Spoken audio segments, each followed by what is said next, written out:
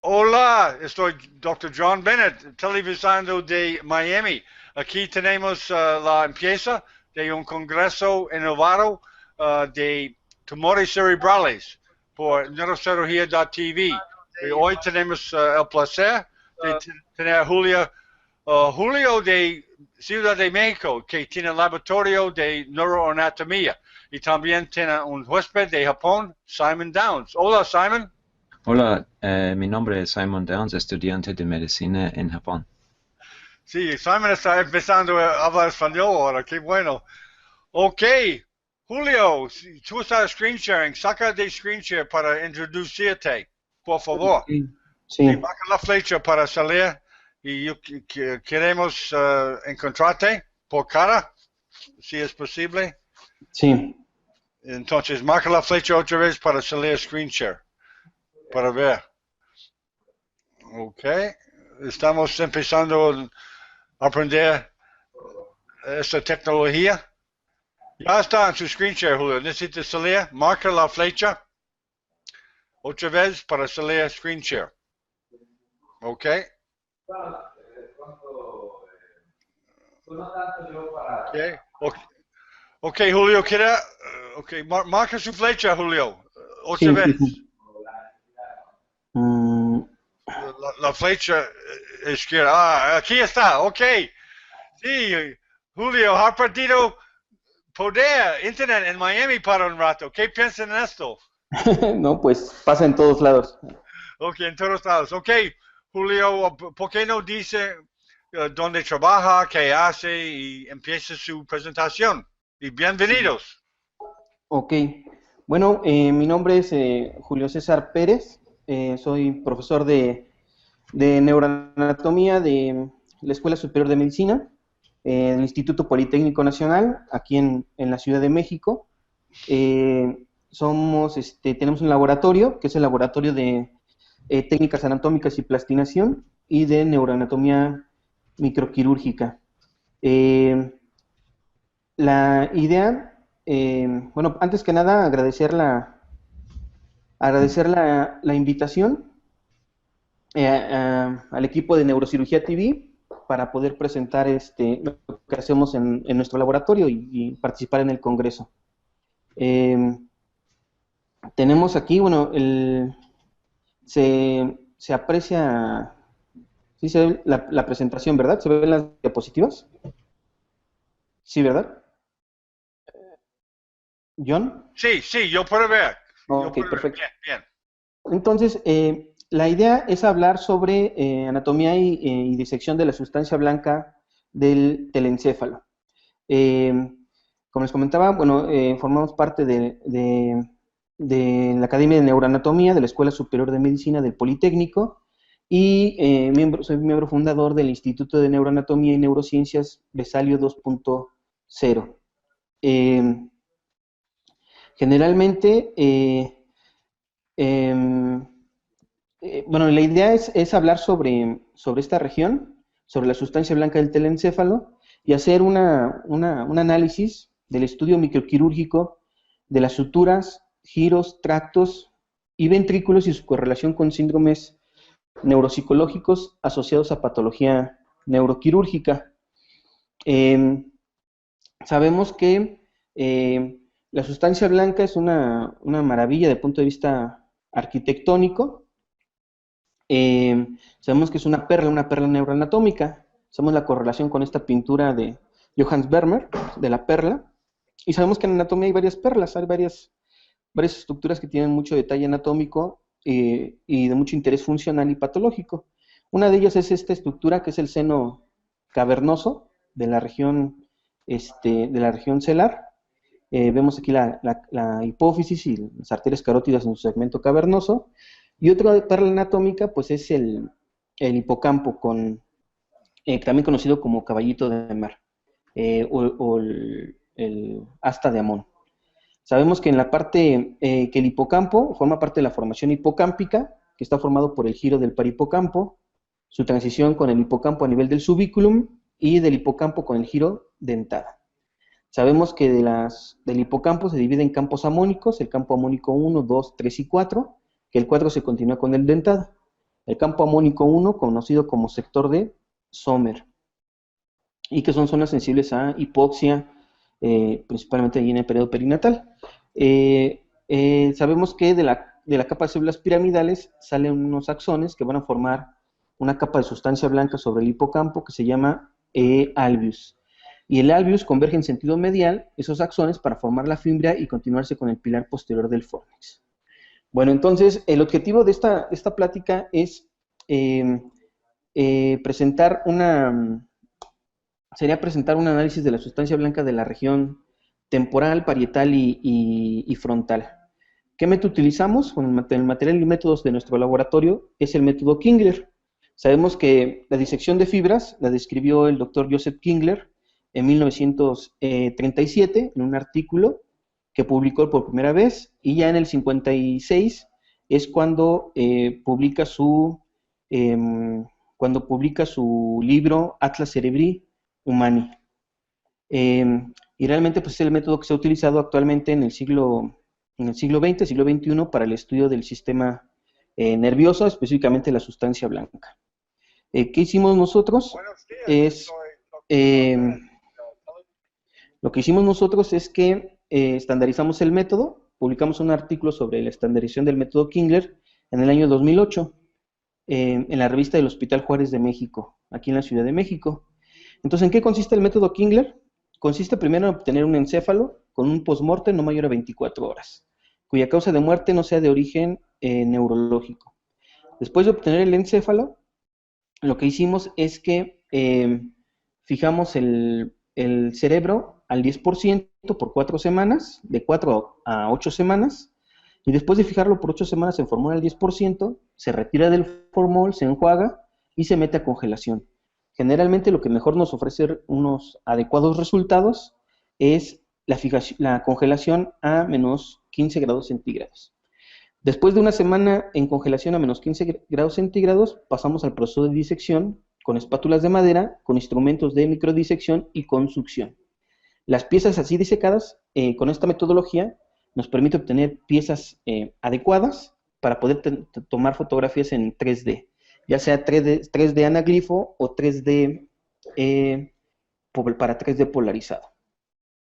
Entonces, lo que vamos a hacer es que vamos a empezar primero por la cara lateral del hemisferio cerebral, y a ir haciendo una correlación estratigráfica o por planos, una disección topográfica de la cara lateral, de la cabeza. El primer plano sabemos que es la región del cuero cabelludo o de la piel cabelluda. Es la región de la piel cabelluda donde encontramos estas arterias, ¿no? Que serían las arterias temporales superficiales en este primer plano, con su rama frontal y su rama parietal. Identificamos la región del pabellón auricular, la región del músculo orbicular. Sabemos que esta es una zona frecuente de acceso a la región temporoparietal. Es el primer plano, la región de la piel cabelluda. Posteriormente, en esta otra imagen, observamos en estos especímenes inyectados con látex, la arteria temporal superficial, la vena temporal superficial y su correlación con el tejido celular subcutáneo, aquí en la región parietal. Cabe mencionar que muchas de estas piezas o este trabajo es en colaboración con el doctor Matías Baldoncini de Buenos Aires, ¿no? Es un punto importante a mencionar. Entonces, vemos aquí, una vez pasado el plano de lo que sería la piel cabelluda y su correlación con las ramas del nervio facial, sabemos que aquí del facial hay una rama que se relaciona con el arco cigomático y va en dirección hacia el músculo orbicular, y que es una rama importante desde el punto de vista de acceso a esta región, para evitar déficit del músculo orbicular en secundario abordajes de la región. Después de quitar toda esa región de la piel cabelluda, llegamos a esta zona anatómica, a la región de las suturas y de las eminencias óseas de la cara lateral del cráneo. Encontramos primero acá lo que sería la línea temporal superior, donde se inserta la aponeurosis temporal superficial. Hacia abajo encontramos a la articulación temporoparietal, que sabemos que es una articulación de tipo sutura en bisel. Hacia acá encontramos esta sutura, que es la sutura coronal, y hacia atrás la sutura lambdoidea. Lo que hicimos es que quitamos el diploide óseo de esta región. Bueno, soy el doctor Matías Baldoncini, y para exponer lo que se conocen como las ventanas quirúrgicas, para hacer la correlación de las suturas con los elementos vasculares durales.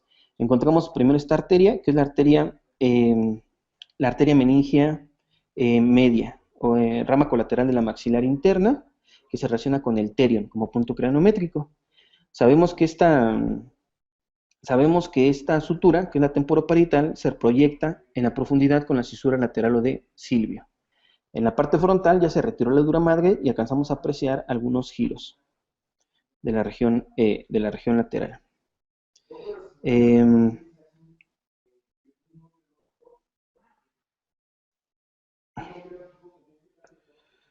la región lateral. Bueno, vamos en el siguiente plano. Ya una vez retirado la dura madre, encontramos el lóbulo frontal, el lóbulo parietal, aquí el lóbulo temporal. Y vemos los elementos vasculares, principalmente el origen venoso. Vemos a la vena cerebral media superficial en la región de la cisura lateral o de Silvio, y cómo de ahí sale una vena que se dirige al seno transverso, que es la vena anastomótica menor o vena de la B. ¿O es la vena de quién? De la B. Anastomótica menor de la B, que es una vena cortical descendente.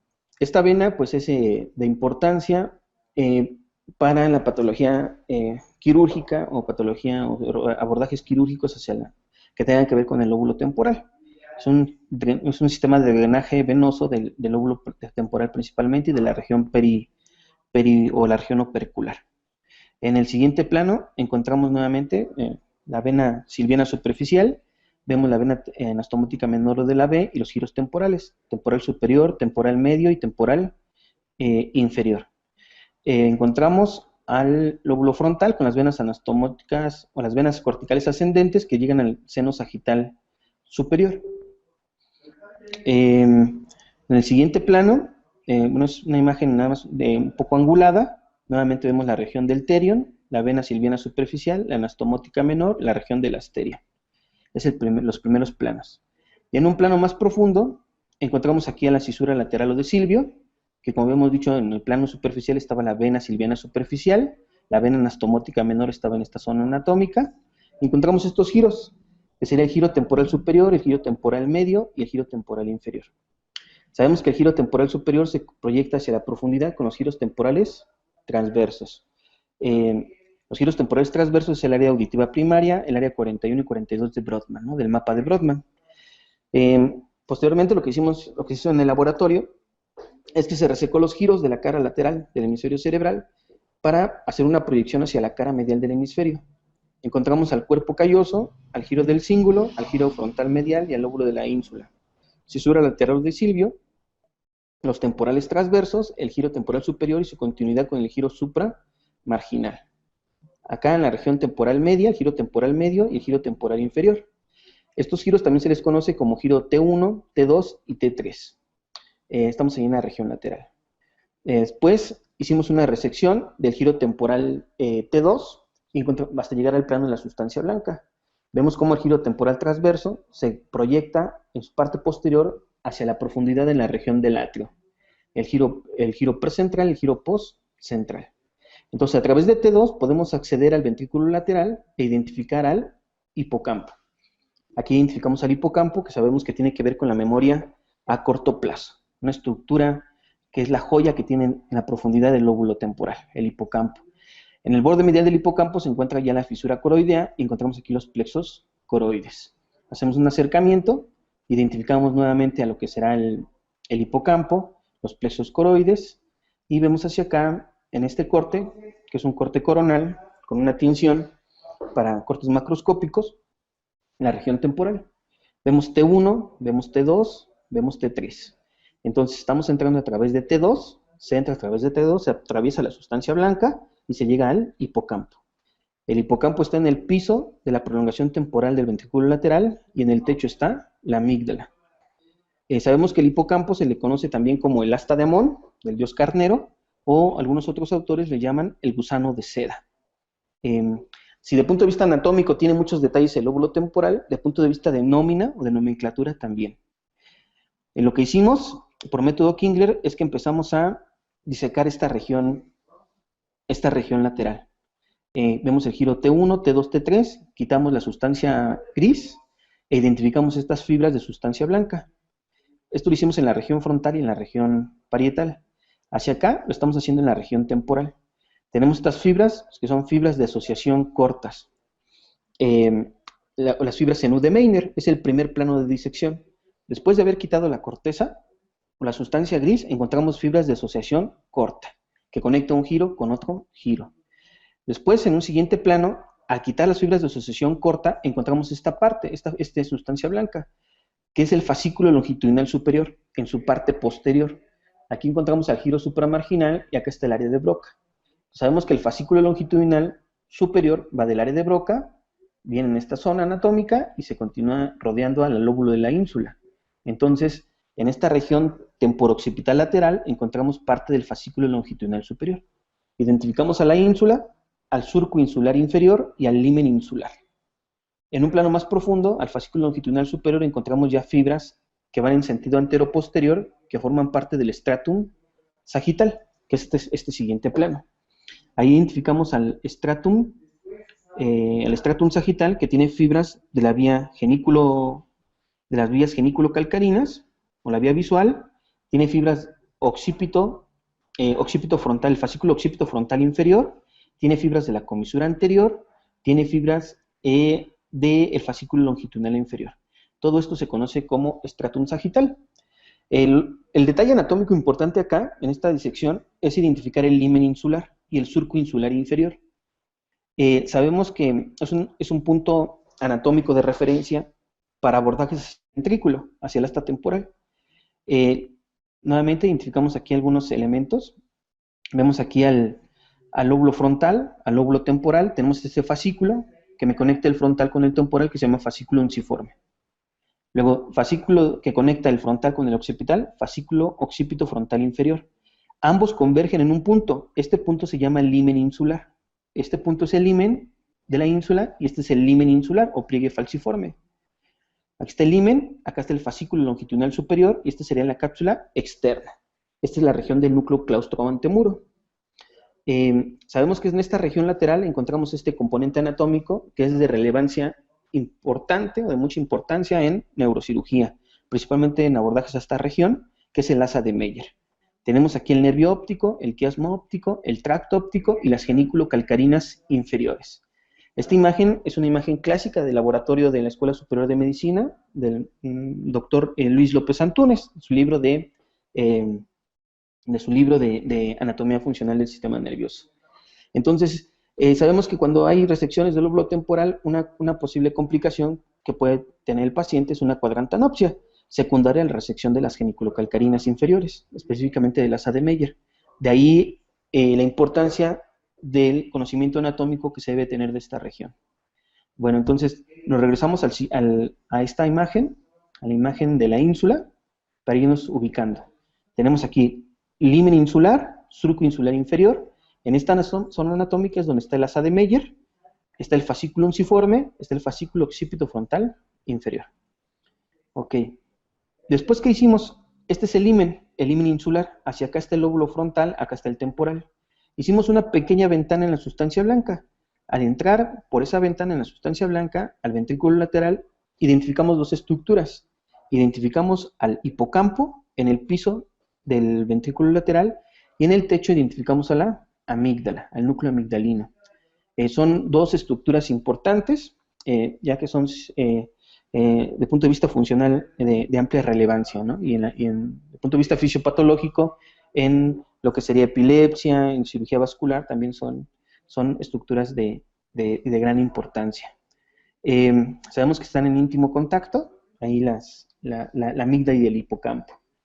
Entonces, lo que hicimos después es que amplificamos un poco más o abrimos un poco más la ventana para ver los demás componentes o ver el hipocampo en su totalidad. Quitamos la capa de la sustancia blanca que forma el stratum sagital y por abajo del stratum sagital encontramos unas fibras en sentido vertical. Entonces, el stratum sagital va en sentido antero-posterior y las fibras que están en la profundidad van en sentido vertical. Se llaman fibras del tapetum. El tapetum es la parte ventral fibras ventrales del esplenio del cuerpo calloso. Y por abajo del tapetum se encuentra la membrana ependimaria o el epéndigo. Nuevamente, en una aproximación vemos aquí el hipocampo en el ventrículo, la amígdala, los plexos coroides ya en la fisura coroidea. Y llegamos a esta imagen. Se dan cuenta, identificamos diferentes elementos, el hipocampo, los plexos coroides, el borde inferior el surco insular inferior, los insulares largos, los insulares cortos, parte del giro supramarginal, el fascículo longitudinal superior, stratum sagital, tapetum, membrana ependimaria.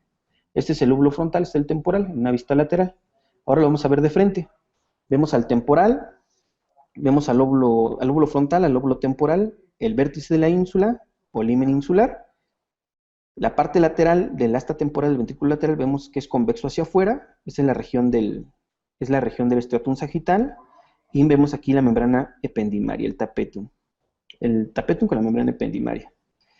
En esta disección de la cara lateral, nuevamente vemos acá el lóbulo temporal, el lóbulo occipital, vemos que se abrió el ventrículo, vemos al hipocampo y su continuidad con la fimbria y defimbria pilar posterior del fornix. Vemos aquí la región del atrio, superficial las genículo-calcarinas, parte de la vía visual del stratum sagital, y en una profundidad a las fibras genículo-calcarinas encontramos al tapetum, que son fibras en sentido vertical. Sabemos que el tapetum se relaciona con control de los movimientos oculares conjugados. Son las vías subcorticales o los tractos subcorticales para el control de los movimientos oculares. Entonces, cuando se hacen abordajes laterales del lóbulo temporal para la resección del hipocampo de la amígdala, supongamos en cirugía de epilepsia, pueden atravesar un componente del cuerpo calloso que se llama tapetum. De ahí que por comunicaciones personales con el doctor Matías Baldoncini, pues nos dice que los abordajes transtemporales son transcallosos también, principalmente esos abordajes que son laterales, porque atraviesan una parte del cuerpo calloso que es el tapetum. En esta otra disección, vemos acá el lóbulo frontal, el lóbulo temporal y el lóbulo occipital. Vemos un fascículo que conecta el lóbulo frontal con el lóbulo temporal, fascículo unciforme, fascículo que conecta el frontal con el occipital, el occipito frontal inferior.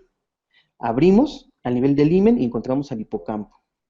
En la disección del lado contrario, identificamos el frontal, identificamos al temporal y el fascículo unciforme.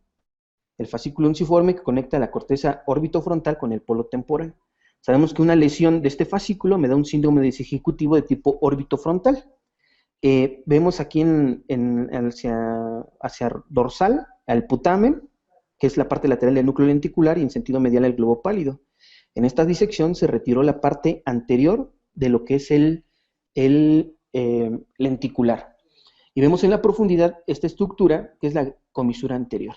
La comisura anterior en relación con el brazo anterior de la cápsula interna, específicamente con el pedúnculo talámico anterior. Entonces, entre el pedúnculo talámico anterior, que es sustancia blanca que conecta el tálamo con el lóbulo frontal, entre el fascículo unciforme y la comisura anterior hay un triángulo. Este triángulo permite la entrada de las arterias lentículo estriadas para irrigar al estriado ventral y al brazo anterior de la cápsula interna, junto con la rodilla.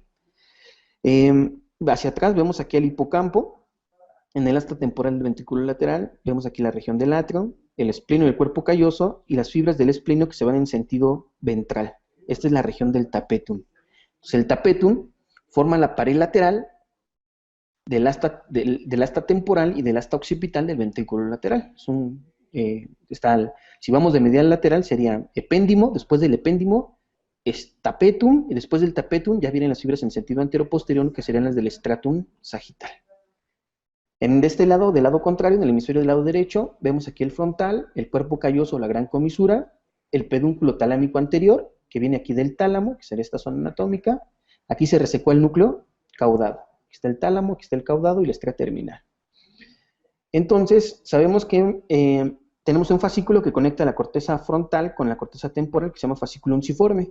que cuando se lesiona este fascículo me puede dar un síndrome desejecutivo órbito-frontal. ¿Con qué se relaciona esto? Una relación directa con procesos de regulación emocional, como la toma de decisiones basadas en estados afectivos, procesamiento de la información relacionada con la recompensa. Identificación de caras y procesamiento de gestos faciales. Son algunos de los correlatos neuropsicológicos de estos fascículos. La importancia de la correlación con esto es que, pues, esta zona anatómica es una zona cercana de vías de abordaje al ventrículo, y por lo tanto, al abordar los ventrículos laterales por alguna patología, se puede lesionar este fascículo y posquirúrgicamente el paciente presentar un síndromes neuropsicológicos. Si nos vemos ahora la cara ventral del lóbulo temporal y la sustancia blanca del hemisferio, vemos los giros, la correlación del giro del parihipocampo, que es T5, giro occipito temporal medial, que es T4 y T5. Hacemos una aproximación en otra imagen, giro del parihipocampo, que se repliega sobre sí mismo para formar aquí el uncus. Vemos el vértice del uncus. El vértice del uncus, vemos la parte posterior del uncus, el punto coroideo, donde entra la arteria coroidea anterior. ¿Qué hicimos? Lo que hicimos es, como por método Kingler, disecamos la sustancia blanca de la región ventral. Vemos este fascículo, que es el fascículo del cíngulo, fascículo longitudinal inferior, que está en el giro occipito temporal medial. Por ahí hay algún artículo que salió hace ya algunos años, donde decía que no existía como tal un fascículo de asociación larga que conectara el temporal con el occipital, sino que eran fibras de asociación cortas, que iban conectando así como en pequeños puentes el temporal con el occipital. Ya con los trabajos de tractografía y con las nuevas investigaciones que se han realizado, se sabe que existen los dos, que existe un fascículo de asociación larga y fibras de asociación corta que conectan el temporal con el occipital. Eso se llama actualmente el sistema de proyección occipito-temporal. Nuevamente aquí lo vemos en una vista medial, el giro del parihipocampo con el fascículo del cíngulo, el giro occipito-temporal medial con el fascículo longitudinal inferior. En esta imagen identificamos el fascículo longitudinal inferior y sabemos que su lesión se relaciona con agnosias aperceptivas. En esta cara ventral ponemos aquí el fascículo longitudinal inferior y sabemos que se relaciona con prosopagnosia. La prosopagnosia, la incapacidad de reconocer rostros, reconocemos esta carátula, la portada de un libro del doctor Oliver Sacks.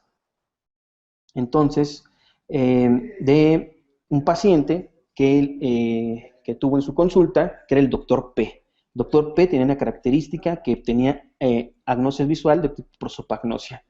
Y escribió este libro que se llama El hombre que confundió a su esposa con un sombrero, el doctor Oliver Sacks, donde describe varias historias clínicas. Dentro de ellas es la del doctor P, con prosopagnosia. Nuevamente, sabemos que en la profundidad del giro del parihipocampo encontramos al giro dentado, y mediante el giro dentado encontramos a la fimbria. Identificamos como parte de la formación hipocámpica al giro dentado. Ya quitamos la parte dorsal, la parte ventral del parihipocampo, entonces nos permite exponer al uncus con la banda Giacomini, que es la continuación del giro dentado, dentro del uncus. Encontramos aquí el surco colateral, identificamos al pulvinar, al geniculón lateral y al tracto óptico. Entonces el hipocampo es una estructura maravillosa desde el punto de vista funcional, desde el punto de vista patológico, fisiopatológico, y nos hace recordar esto. Más recuerdos tengo yo que los que habrán tenido todos los hombres desde que el mundo es el mundo. Generalmente en neurología dicen que la palabra más frecuente es déficit, ¿no? Como alteración en el sistema nervioso, pero no solamente sabemos que la alteración es un déficit, también puede haber hiperfunción de los sistemas funcionales. Entonces, tenemos aquí esto que documentó el doctor Borges, este escritor Borges, que se llamó, en un cuento que se llamó Funes el Memorioso.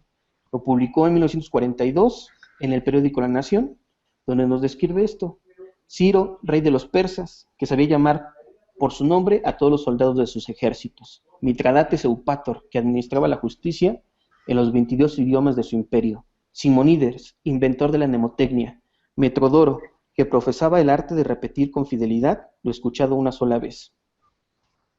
Entonces, esa es una persona que todos lo recordaba, ¿no? Y es Funes el Memorioso en correlación con esta función del lóbulo temporal.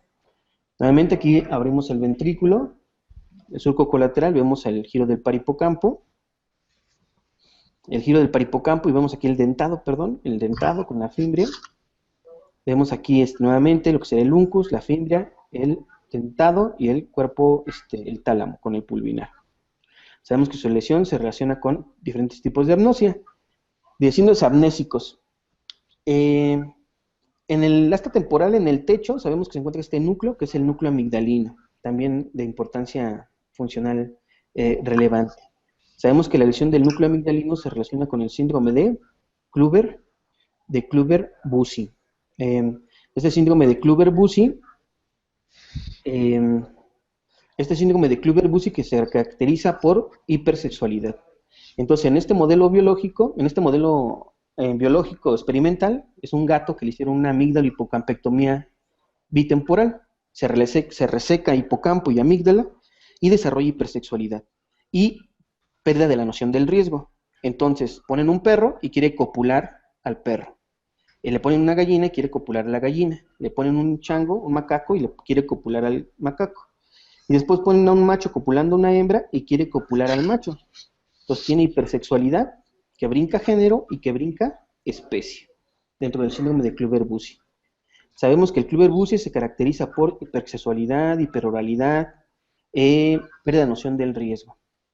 Y su correlación funcional es que la amígdala tiene que ver con el reconocimiento de cierta emoción en el rostro, que es el miedo. Es una imagen clásica del libro de Eric Kandel, Principios de Neurociencias, donde hacen este estudio donde le ponen al paciente diferentes rostros y ven que el flujo sanguíneo cerebral aumenta cuando le ponen una imagen de un rostro temeroso. Esta es la correlación.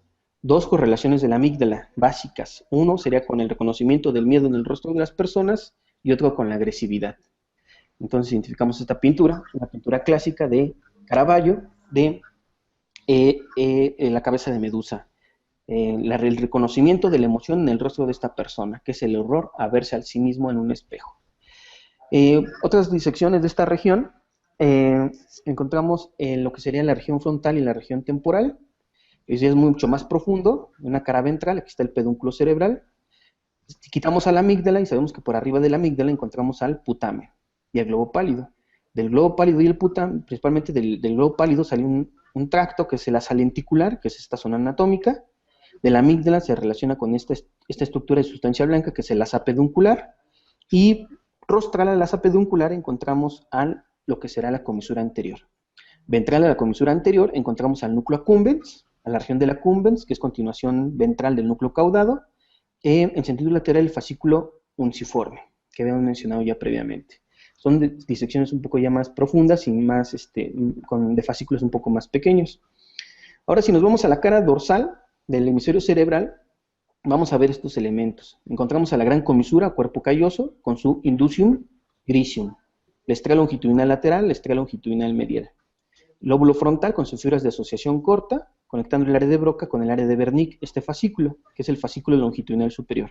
Identificamos los giros insulares cortos de la parte anterior de la ínsula, el insular central y el lóbulo posterior con los insulares largos. El himen de la ínsula, el giro temporal superior con los giros temporales transversos. Es mencionado que el giro temporal transverso se proyecta a la región del atrio. Vemos en una imagen completamente dorsal, nuevamente se abrió el ventrículo, se cortó el cuerpo calloso, entramos al ventrículo, en la línea media vemos al septum lucidum, abajo del septum lucidum vemos este cuerpo, que es el cuerpo del fornis, que tiene forma triangular. En sentido lateral encontramos al tálamo, y lateral al tálamo encontramos al caudado. Está el surco tálamo estriado, que nos va a llevar al agujero de Monro o agujero interventricular, donde vamos a ver que se inicia la fisura coroidea. Encontramos aquí los plexos coroides. En sentido lateral encontramos la cara dorsal del lóbulo temporal, los giros temporales transversos de Helsch. Sabemos que el giro temporal transverso posterior se proyecta hacia lo que será la región del atrio, nuevamente. Vemos aquí la cisura parieto-occipital interna, que forma un planum, que es el planum parietal, muy semejante al planum temporal, que está por atrás de los giros temporales transversos, o por delante de lo que serían los giros temporales transversos, que será el planum polar. Podemos hablar acá de un planum parietal. Un acercamiento Vemos este giro temporal transverso, el planum polar, el planum temporal, la parte del fascículo longitudinal superior. Identificamos nuevamente los plexos coroides y el cuerpo del fórnix. Es una vista dorsal. Entonces, por medio de tractografía hemos visto que se pueden identificar estos tractos en los pacientes in vivo. Entonces identificamos que el lóbulo temporal pues, tiene grandes componentes de estas fibras de asociación. Y lo que hicimos en el laboratorio, en colaboración con el doctor Mauricio, del Instituto de Neuro, residente del Instituto de Neuro hace algunos años, actualmente ya neurocirujano, lo que hicimos es que hicimos una disección por método Kingler y nos tratamos de guiar por medio de resonancia magnética. Vimos que en encéfalos fijados en formol se podían obtener pocos resultados. Por lo tanto, buscamos otro espécimen. Ese otro espécimen era un paciente, un encéfalo con ciertas características, obtenido de un cuerpo masculino de 20 horas de defunción, se mantuvo en refrigeración y no se fijó en formol, sino se mantuvo en solución salina y se refirió a 4 grados centígrados. Posteriormente se hizo se obtuvieron imágenes. Vemos que aquí hay un poco de deformidad del cerebro al momento de realizar la extracción, pues ese se deforma porque está fresco pues el encéfalo. Se tomó el mapa de color y se realizó una tractografía.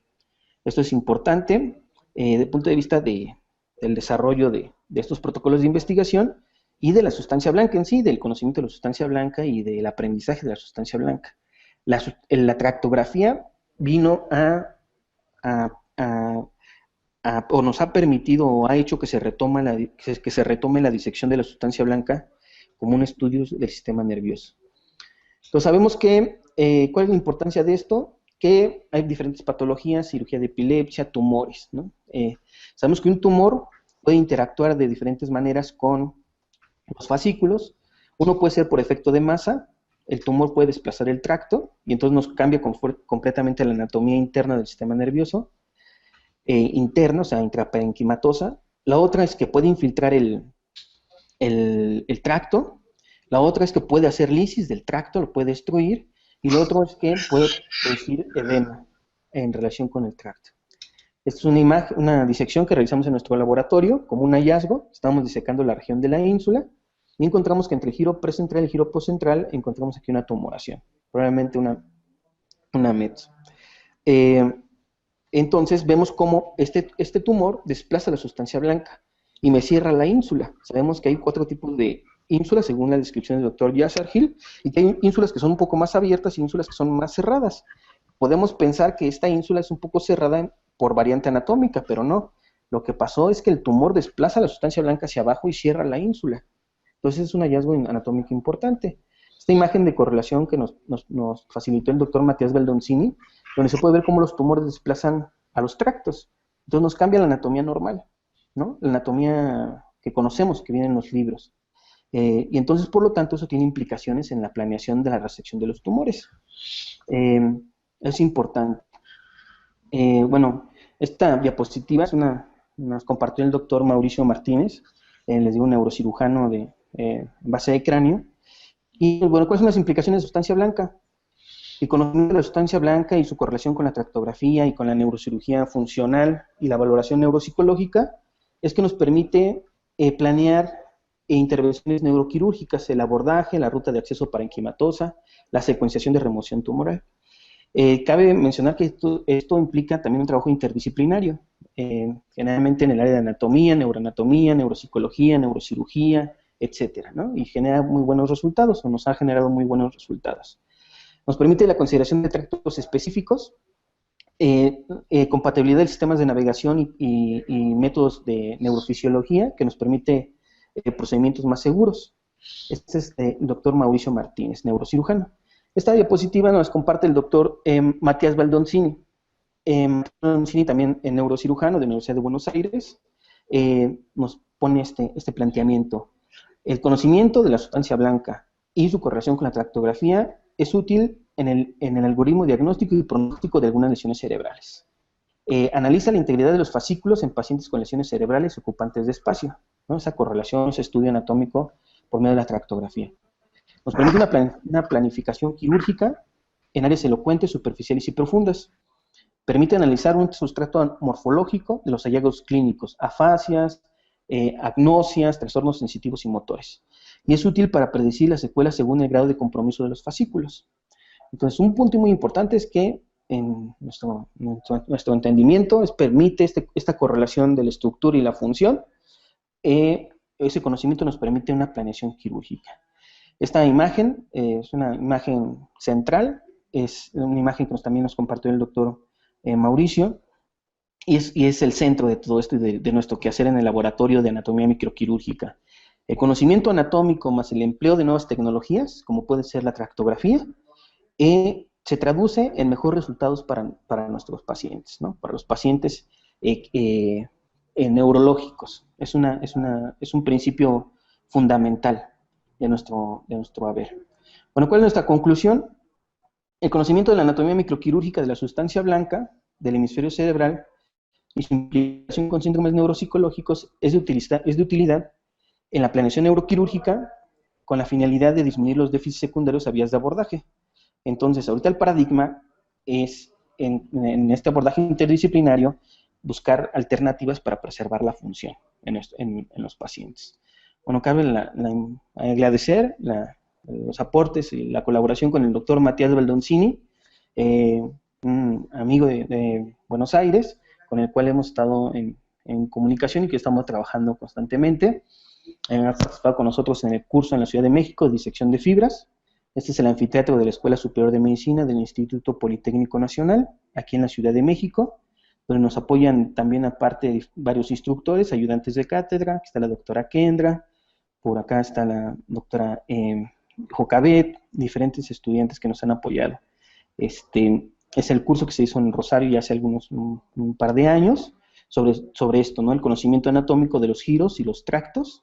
Este es en la Universidad Nacional de Rosario, en la Facultad de Medicina, y pues agradecer también a nuestra institución, al Laboratorio de Neuroanatomía Microquirúrgica del Sistema Nervioso, a mi jefe, bueno, la persona que nos ha permitido desarrollar todos estos proyectos desde hace aproximadamente unos 5 o 6 años, que es el doctor Mario Macías, y a los alumnos, ¿no? Que también son vitales para el motor para el desarrollo académico de nosotros como profesores. Ese es también el curso que se hizo de disección de fibras, el conocimiento anatómico, y entonces lo interesante de estas actividades es que no solamente es para el neurocirujano, sino también es el acceso del neurocirujano, del neurólogo, del psiquiatra, del neuropsicólogo, del psicólogo, del artista plástico, que están interesados en las neurociencias. La anatomía y la neuroanatomía es una ciencia básica para diferentes áreas. Entonces, es donde convergemos varios apasionados de las neurociencias. Este es el escudo de la Escuela Superior de Medicina, que se encuentra al norte de la Ciudad de México, del Instituto Politécnico Nacional, y esta es la página de nuestro instituto, que es el Instituto de Neuroanatomía y Neurociencias, Besalia 2.0. Esta es nuestra página de contacto, www.inat.com, y nuestro correo. Entonces, espero que hemos podido contribuir de alguna manera, de una manera muy general con respecto a cómo abordar el tema de la sustancia blanca por medio de la disección para su aprendizaje y cuáles son sus implicaciones desde el punto de vista médico y clínico y quirúrgico. No sé si tengan alguna pregunta, John. Sí, muchas gracias, Julio. Qué presentación, bueno. Estoy feliz para encontrarte y para escuchar su presentación. Nosotros queremos seguir nuestra relación contigo y tal vez podemos tener un canal de neurocirugía de su instituto. ¿Qué piensan de esto? Claro que sí, John. La vinculación siempre es importante. Hemos estado trabajando en eso desde hace mucho tiempo y sería un gusto. Y pues muchas gracias por la invitación, John. Sí, podemos establecer porque hay personas en Latinoamérica, incluyendo los Estados Unidos, que tienen interés en cosas de neurocirugía, neuroanatomía, y ahora, como tú sabes, estoy mostrando una tecnología para poner en Internet vivo. Y déjame decir, Julio, la página de neurocirugía.tv tiene un board de Twitter y personas mirando ahora para hacer tweets. Sí. Tú entiendes esto, ¿verdad? Sí, claro.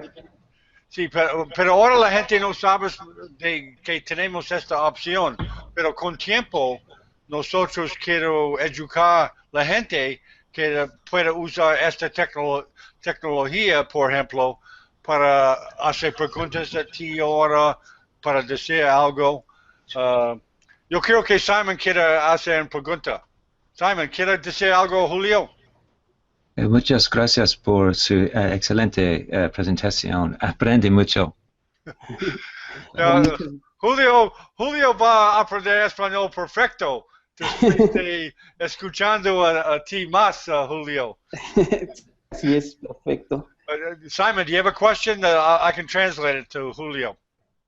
Well, I was very interested to see a view of the brain I had never seen. I'd never actually seen that type of view. I'm wondering, was it very difficult to prepare the brain to make it look that way, the hollowed out look of it? I've never seen that.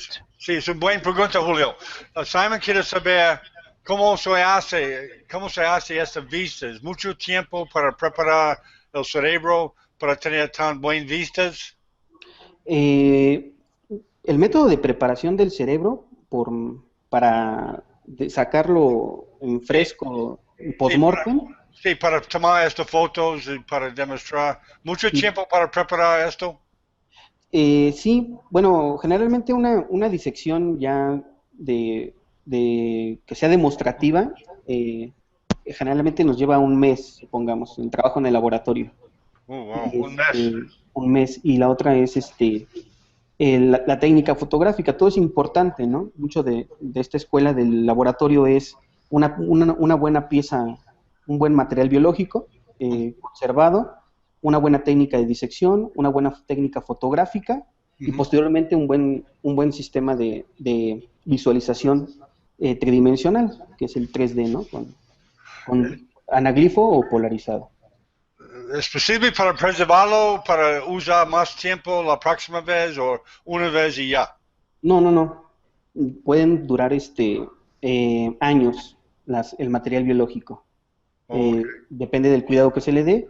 Generalmente ya cuando ya está fijado el material en formol, lo retiramos del formol y lo conservamos en alcohol, que es menos irritante y no se relaciona con esto del cáncer asociado a la exposición al formol. Okay. Yeah, Simon, he said that they preserve those parts so they can use them again, and it took him about a month to get those sections together. I see, yeah, it's amazing. Un mes, wow, mucho tiempo. ¿Solo o con asistentes, Julio? No, solo. Wow. Sí. Oh, Sí, okay. ya con cada asistente o más bien fellows o fellowship o estudiantes que están con nosotros, estudiantes de medicina, realizan sus propias disecciones y ellos están trabajando en sus propios protocolos de investigación y ya se tardan un poquito más. Okay. Y mira, Julio, ¿tú viajas a otras escuelas o solamente tú quedas en Ciudad de México? No, actualmente hemos estado, se hacen estos cursos en la Ciudad de México, en la Escuela Superior de Medicina, y vienen alumnos de diferentes estados de la República, de diferentes universidades, pero también hemos estado participando en cursos en otros países. Acabamos de ir al laboratorio del Dr. Franklin, a la Universidad Nacional de Cusco, en Perú. En Perú, ok. Hay una escuela en Perú. Sí, claro. En Cusco. En Cusco está el Centro Nacional de Plastinación, el jefe del laboratorio, el doctor Franklin, donde se hacen también técnicas anatómicas, neurotécnicas y enfocado también al área de neurocirugía. El otro lugar, pues, es Colombia, que ya hablaremos el día de mañana con la práctica del laboratorio de anatomía microquirúrgica. En Colombia con el doctor, con el ingeniero médico Luis Miguel Acevedo, en la Universidad de Antioquia, en la Facultad de Medicina, y con nuestro amigo Matías Baldoncini en Buenos Aires, ¿no? Que hemos estado colaborando. Sí. Entonces tú colaboras con otra escuela. Mira, tu instituto especializa en neuroanatomía o anatomía en general. Generalmente aquí hay que separar dos cosas importantes. Mucho del trabajo con el material cadavérico humano se realiza en el Instituto Politécnico Nacional, en la Escuela Superior de Medicina, donde hemos estado haciendo el curso de disección desde el año 2012. Y ahí trabajamos en el área de anatomía y en el área de neuroanatomía para los estudiantes de pregrado, y también para estudiantes de posgrado. Ese es en lo que se trabaja anatomía, pero no solamente es neuroanatomía, sino toda la anatomía del cuerpo humano. Pero en nuestra línea de investigación es completamente la neuroanatomía y aplicado hacia la neurocirugía.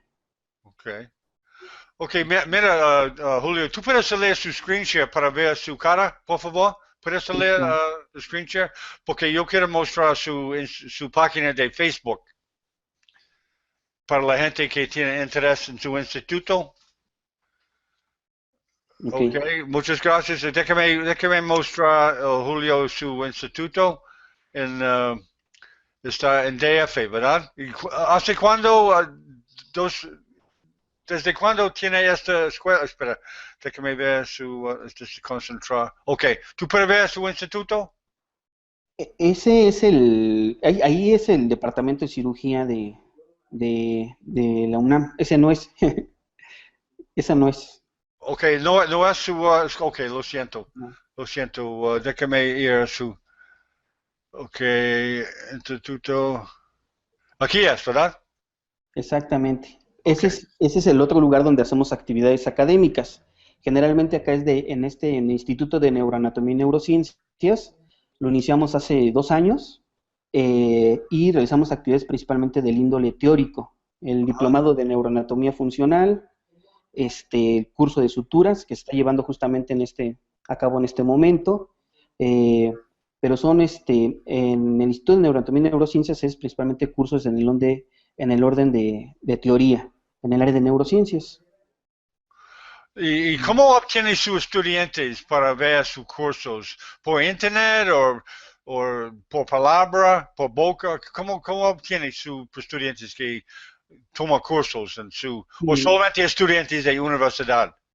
No, generalmente son estudiantes que se enteran de los cursos que publicamos a nivel de redes sociales, ¿no? Principalmente. Actualmente ya las redes sociales es lo más accesible y lo más útil para la difusión de actividades académicas. Ese es un punto importante. Entonces, de toda Latinoamérica, personas vienen a su instituto.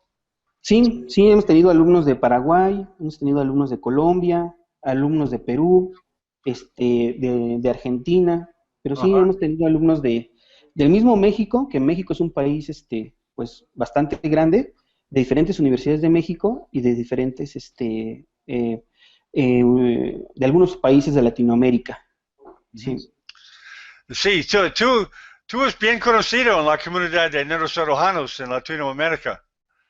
Sí, también tiene que ver con la presentación de los trabajos de investigación en los congresos de neurocirugía, o desde la época generalmente el gusto por la neurociencia la tenemos desde estudiantes. Entonces, desde estudiantes de medicina estábamos en los congresos, y ahí fuimos conociendo a grandes personajes de la neurocirugía y de la neuroanatomía quirúrgica, como el doctor Gómez Yata, aquí en México, el doctor Sergio Gómez Yata del Instituto, el mismo doctor Luis Delgado Reyes, el mismo doctor, me viene a la mente ahorita el doctor Guinto, el doctor Gómez Amador, diferentes neurocirujanos de México que participan en actividades de divulgación de las neurociencias en México, principalmente en el área clínica. Sí, tú tienes relación, sí, gracias por introducirme a Fernando Martínez de Uruguay. Sí, claro. Y Mauro Segura. Acabo de tener, ha visto Mauro esta mañana. Tú introdúceme a pocos neurocirujanos. ¿Y ellos están parte de su organización, ¿verdad? Fernando y Matías. Matías Baldoncini, sí, nos ha apoyado de manera, importante en estos últimos años para el desarrollo de estas actividades académicas. Y también con el doctor Fernando Martínez de Uruguay hemos trabajado en la colaboración con la publicación de algunos capítulos de un libro que publicó sobre sistema vascular cerebral. El doctor Fernando Martínez, un excelente libro sobre la anatomía del sistema vascular en el cerebro humano.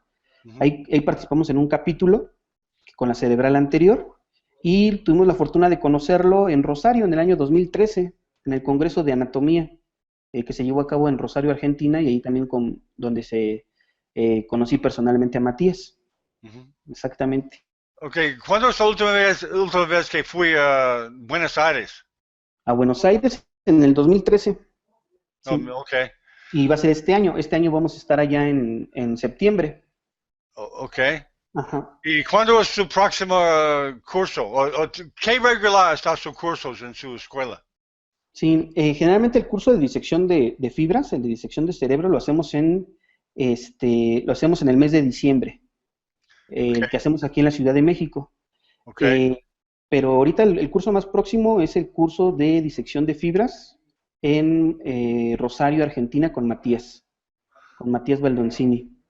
Que estaremos acá con el doctor, compartiendo con algunos otros neurocirujanos de Buenos Aires, el doctor Pablo Cadre de Brasil.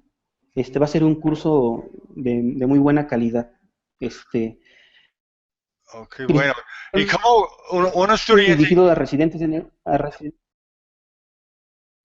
Ajá. Ok, ¿cómo un estudiante que tiene interés en su curso, cómo puede reservarlo? ¿Cómo puede hacer reservación? ¿Va a su página de Facebook o qué? Así es, o solicita información a través de correo. Hemos publicado la convocatoria en el correo en la página de Facebook, y solicitando informes, y ya el comité organizador de Rosario, con el doctor Matías Baldoncini, ya les darán la información. Ok, déjame mostrar su página otra vez y cómo una persona pueda hacer reservación. ¿Y tú puedes ver su página? Sí. Ok, ¿en qué solamente escriben por esta página? Sí, o directamente enviándole un mensaje al doctor. Contáctanos aquí. Ajá, pero pongamos el correo, ahorita lo publico. Es para obtener contacto. Lo voy a publicar. Sí, yo puedo marcar por contacto. Sí, ok. Hay un email aquí, contacto. Sí, hay un email. Sí. Así un forma. ¿Tú puedes ver la forma? Sí. Ok, entonces la gente puede ir a su página y llena un forma Sí, exactamente. para ver su información. Así es. Ok. ¿Qué dice? Así es una buena manera para hacer reservación. Así es. Pero nosotros, como en neurocirugía.tv, tiene interés en tener un canal regular contigo, y nosotros para hablar más tarde, porque obviamente el mundo de neurocirugía, neuroanatomía es parte de este mundo. Y ¿sabes qué pasó, Julio? Yo tengo mucha sorpresa porque yo no conocía bien neurocirugía antes de empezar mis proyectos. Hay un otro canal, neurosurgical.tv, en inglés, y neurocirugía.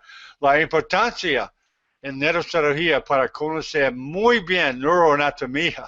Ella necesita conocer muy, muy bien. Simon, déjame explicar, Simon. Yeah. Simon, I'm just telling Julio that ever since I got involved with neurosurgery, it's amazing how much those guys really have to know neuroanatomy very well. Right. And they still take courses. Yeah, never ending. Ya, tengo sorpresa, Julio, porque los neurocirujanos siguen tomando neuroanatomía, estudian más. Así es, pues es la base de las neurociencias y de la neurocirugía, pues aún más todavía, ¿no? El neurocirujano entra al cerebro a ver la anatomía real. Generalmente nosotros lo que hacemos en el laboratorio es utilizar un simulador, que es un simulador biológico, que es el cadáver. O en el caso de los laboratorios que hacen microcirugía, con la rata, ya que pues el conocimiento anatómico que debe tener el neurocirujano para dar tratamiento a ciertas patologías, pues debe ser importante. De tal manera que son dos bases fundamentales, para el residente de neurocirugía y al neurocirujano. ¿Cómo se llama? A planteamiento de ellos mismos, ¿no? Que nos han dicho. Uno es el cadáver, el laboratorio de anatomía microquirúrgica, y el otro es la microcirugía con la rata. Son los dos pilares. Yeah, déjame decir algo, Simon. Yeah, Simon, one thing you don't want to hear a neurosurgeon say in the operating room is, what is that? I've never seen Right. that before. Right. Sí, yo dice Simon, Julio, que una cosa que no quiere oír un neurocirujano dice en la sala de operaciones, ¿qué es esto? Nunca he visto.